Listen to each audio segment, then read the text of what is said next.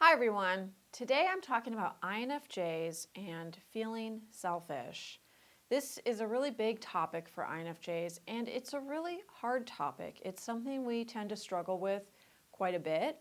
I won't say we're the type that struggles the most with it because I know other types do struggle with it, but we do struggle with it really in a way that is very challenging to our health and our happiness. And I hear this all the time in my classes for INFJs, with my clients, with my students.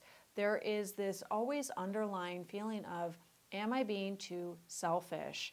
Now, when an INFJ asks themselves, am I being too selfish? It's usually not pertaining to a situation in which the INFJ is being genuinely selfish. It's almost always that the INFJ is just trying to meet their own needs or express their own preferences. So it's a very basic type of thing. If we have a need for more alone time, or we want more space in a relationship, or we just need some time to ourselves, or we don't want to work at a certain kind of job, or we don't want to do a certain kind of thing, and we are struggling to understand that we have this need within ourselves and that we have this preference for things to be different in our lives, immediately after that, we usually have this thought, am I being selfish?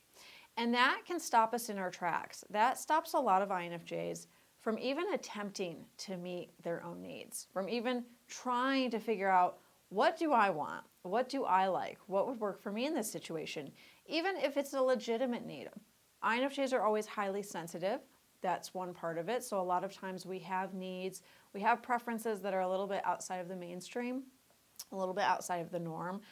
One of my students told me before, she said, my life is a constant Princess and the Pea type of situation. Whenever I travel or I go over to a friend's house or I'm out with a group of friends, it always seems like I have special needs because I'm so sensitive. I have really sensitive skin. I have really sensitive emotions. I'm really sensitive to things in the air. I have food allergies. So I have this high sensitivity and I feel like I'm always making special requests. I feel like I am a high maintenance person and I have all of these needs and that people are going to hate me for having all of these needs. So I hear that from INFJs as well. It's not just that we struggle to give priority to our own needs and our own preferences, but because we are so highly sensitive, we might have needs and preferences that are outside of the mainstream. And so that makes us feel weird. So those are a couple pieces of the puzzle of why a lot of times INFJs feel selfish and also feel uncomfortable asking for what we truly want and we truly need, because we don't want to be seen as high maintenance. We don't want to be seen as selfish. However, there are other pieces to this puzzle. There's a really deep one that most INFJs don't realize, and that's that a lot of us in childhood grew up in situations where we weren't allowed to have needs. We weren't allowed to express our preferences. That might have been because we had narcissistic family dynamics. It might be because we had a parent who had mental health issues or physical health issues. I grew up in a family where there were a lot of physical health issues, and my mother, my brother were always struggling with long-term illness. So there wasn't a lot of bandwidth left over for my wants and needs. So I learned early on, mom's sick, my brother's sick. It's not for me to say, I don't want to do this, or I don't want to go here, or I need this, because other people have needs that are more important than mine, right? So it doesn't always have to be that you had a parent who's a narcissist. You could have just grown up in a really tough childhood situation where the adults around you were busy and preoccupied with a lot of intense things, and they didn't have much time or space or energy left over to listen to your wants or needs. So we learn early on, my needs aren't important, there's not enough room for my preferences, I need to put other people's needs and preferences above my own. That's very second nature for INFJs. Because we have that second function, extroverted feeling, that's how we interact with the world, is what is going on with everyone else? How can we bring harmony to the group? How can we meet a need that is not our own, right? How can we meet the needs of others? It's our second function because we're introverts. So for introverts, your second function is extroverted. So that's the way you come out of your introverted shell, you come out of your inner world where you spend most of your time, where you live your real primary life. A lot of introverts will say, I live my real life on the inside. You come out of that world and you come into the external world. And how do you connect with people? How do you form bridges with people? How do you communicate? That's through your second function. If you're an introvert, your extroverted function. And for INFJs, that's extroverted feeling. So INFJs, most of the time we are in our inner world. We're in our dreamy landscape where we can talk to our characters, make up stories, be creative, right? Daydream.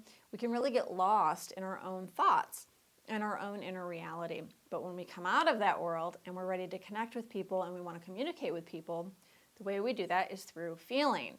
And when you have extroverted feeling, you're focused on harmony. So we're always focused on, what do other people need? What does the group need from me? What does this person need from me?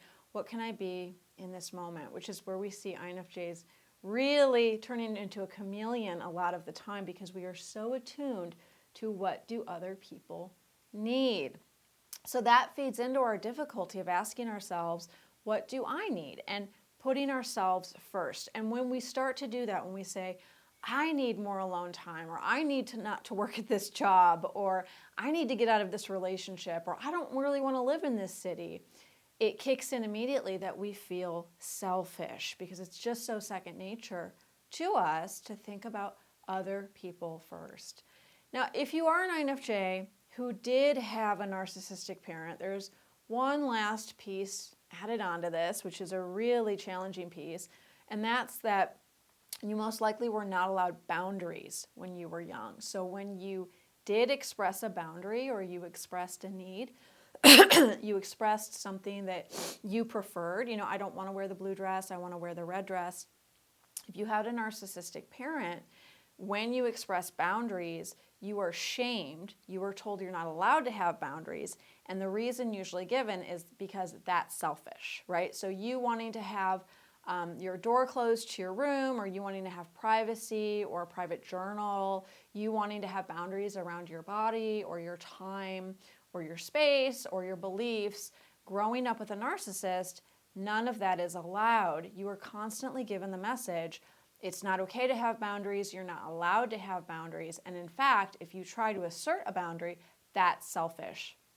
This can also happen if you had a parent who was not a narcissist, but who was very heavily codependent with you, right? So with codependence, again, the parent merges with the child. There's that enmeshment factor that comes in. I see this a lot with INFPs, actually. INFPs will get very uncomfortable around asserting boundaries because they feel like it's selfish. I'm not allowed to have my own body, space, room, privacy, time, whatever it is, because when I grew up, mom or dad didn't like that. They were always trying to merge with me, right? They were always doing that enmeshment thing with me. So I didn't learn about boundaries. I didn't learn that boundaries can be healthy. So now as an adult, every time I try to put a boundary in place, I immediately feel guilty. I immediately feel shame. I feel like I'm being selfish. So as you can see, there is a vast spider web of complex reasoning going on for INFJs and INFPs when it comes to asserting our needs, acknowledging our needs, owning our needs, or meeting our own needs, even expressing our needs in conversations or in relationships with other people can be very, very hard for us. It's not just like, well, I really need to talk about my needs more, or I need to figure out what my needs are more. For INFJs and INFPs, there can be a paralyzing fear that if we do speak up and we do say, I have this need, it's really important to me, or I have this boundary, that the person will reject us, will be outcasted, will be shamed, right? So it triggers a lot of stuff, usually from our past and our childhood. And it's a really, really big deal for us. I'm going to be talking about this subject, which as you can see goes so deep. I love talking about this kind of stuff.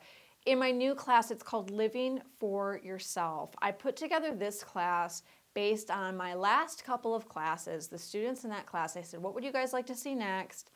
And so many people said, I really want a class on living for yourself. So that INFJ, INFP struggle of everyone else comes first, and I need to serve everyone else's needs before I serve my own, and how do I find who I am and what I want out of life, and how do I start to do that for myself? So many people said, I would love it if you would put a class together around this. So I did. So that is this new class. It's called Living for Yourself. It begins November 30th. It's on Thursdays. It's for 3 weeks. So it's Thursday, November 30th, Thursday, December 7th, Thursday, December 14th from 7 to 8:30 p.m.